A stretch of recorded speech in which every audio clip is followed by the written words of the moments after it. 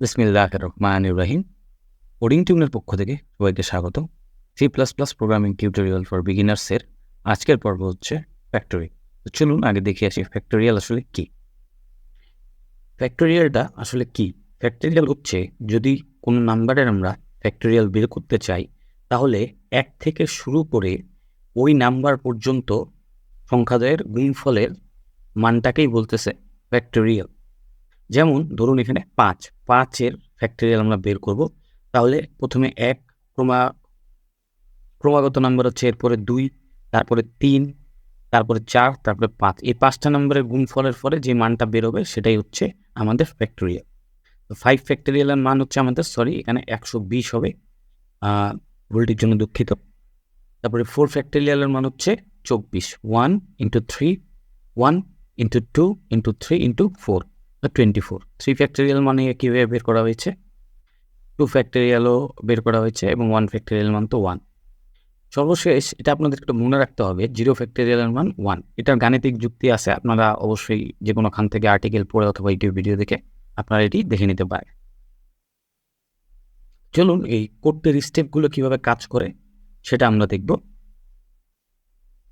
তো কোডটি করতে হলে আমাদেরকে প্রথমে একটি ইন্টিজার ফ্যাক্টোরিয়াল নিতে হবে এবং যার মধ্যে আমরা 1 স্টোর করে রাখবো।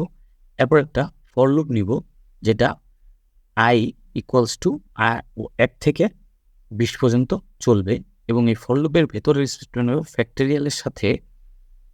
ফ্যাক্টোরিয়ালের সাথে প্রতিবার i গুণ করে দিব এবং গুণফলটা ফ্যাক্টোরিয়ালের মধ্যে রেখে দেব। চলুন এবার কোডটি কিভাবে আসলে কাজ করে সেটা দেখি।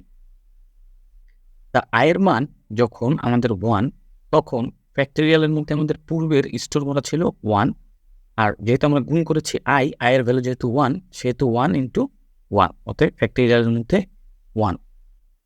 দ্বিতীয়ত i এর মান যখন আবার 2 হবে, ফর লুপে i এর মান যখন 2 হবে, তখন ফ্যাক্টোরিয়ালের মধ্যে আমাদের স্টোর করা ছিল আগের 1 এবং এরপরে আমরা i এর ভ্যালু 2 গুণ করার ফলে আমাদের টোটাল ফ্যাক্টোরিয়ালের মধ্যে এখন স্টোর করা হয়ে গেল 2।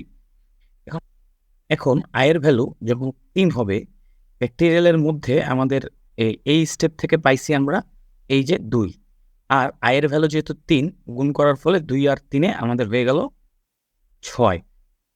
আবার 4, i এর ভ্যালু যখন 4 হবে, ফ্যাক্টোরিয়ালের মধ্যে আমাদের স্টোর করা আগে ছিল 6, এখন আরও 4 গুণ করার ফলে ফ্যাক্টোরিয়াল পেলাম আমরা 24।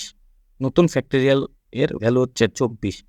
এখন i এর ভ্যালু যখন 5, তখন ফ্যাক্টোরিয়ালের মধ্যে আমাদের আগের স্টোর ছিল 24, আর 5 গুণ করার ফলে আমাদের ফ্যাক্টোরিয়াল হচ্ছে 120।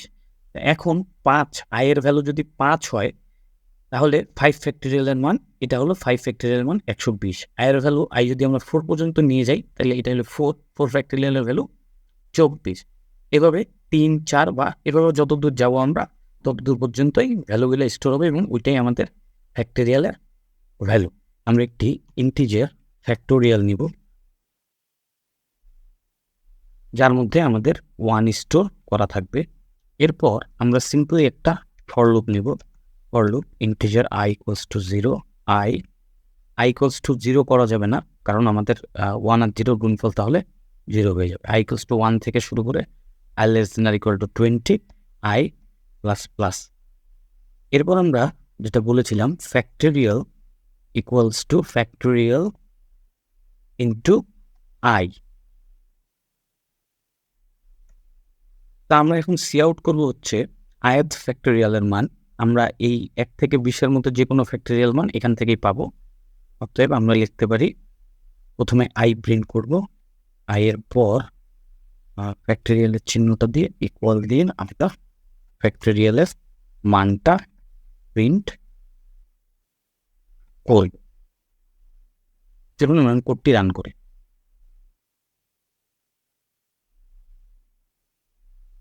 তা এখানে আপনারা দেখা পাচ্ছেন যে 1 থেকে 20 পর্যন্ত ফ্যাক্টোরিয়ালের মান দেওয়া।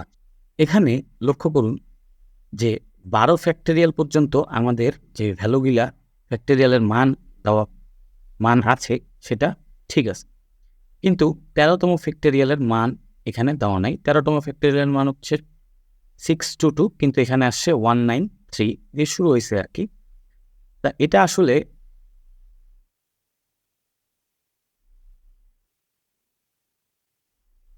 এই সমস্যাটা হয়েছে আসলে আমাদের ইন্টিজারের একটা নির্দিষ্ট রেঞ্জ আছে। তা আমাদের যে ইন্টিজার আছে সেই ইন্টিজারটা এই 12 ফ্যাক্টোরিয়াল পর্যন্তই নাম্বার দিতে পারে। এর চেয়ে বড় ফ্যাক্টোরিয়ালের মান যদি আমরা বার করতে চাই তাহলে আমাদেরকে আরেকটি ইন্টিজার ব্যবহার করতে হবে আমাদের এই প্রবলেমে। চলুন সেটা দেখব এখন। তা এখানে আমরা লং লং ইন্টিজার ব্যবহার করলাম। এই লংটাই আমরা এই লুপের মধ্যে সিম্পলি পেস্ট করে দেব। এখন আমরা আবার আমাদের প্রোগ্রামটি রান করব।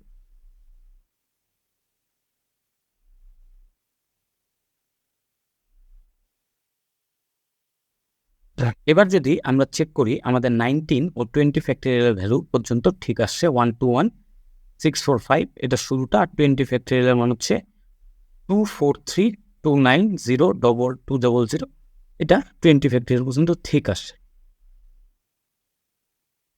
এখন আমরা ইন্টিজার ব্যবহার করে এই 20 ফ্যাক্টোরিয়াল পর্যন্তই মান নির্ণয় করতে পারি। এর 20 ফ্যাক্টোরিয়ালের উপরে মান নির্ণয় করতে হলে যদি করা যায়, সেটা স্ট্রিং হতে পারে বা অনেক উপায় হতে পারে। তো সেটা আমরা পরের কোনো একটি ভিডিওতে দেখব। কোডিং টিউনের সাথেই থাকুন। সবাইকে ধন্যবাদ ভিডিওটি দেখার জন্য।